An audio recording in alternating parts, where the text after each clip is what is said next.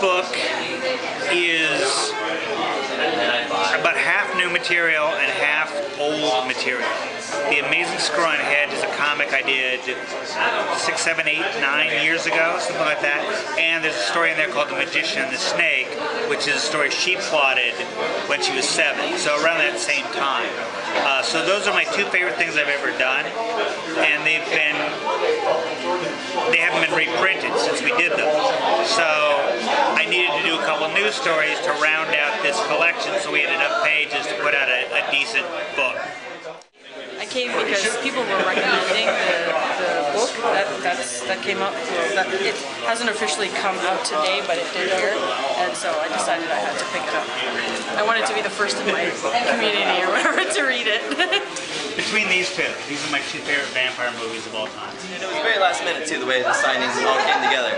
Mike's daughter worked here for the summer, and so we put together the signing and like, oh, we need more books because we've got superstars in the house and stuff.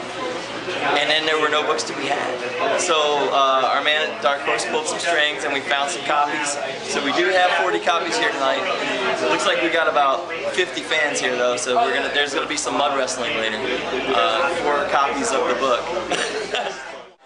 I drew a picture or I painted a picture or something, and I kind of just made up the story as I went along.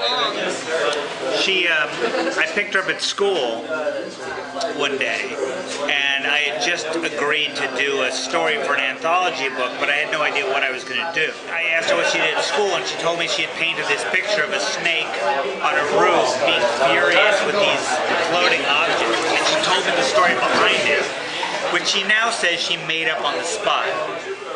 This past week I saw the advertisement for the signing. Katie had been in my class a couple of years ago. I teach over at the middle school, MBMS, and so I had to come over and support Katie and pick up a copy of the book and say hi.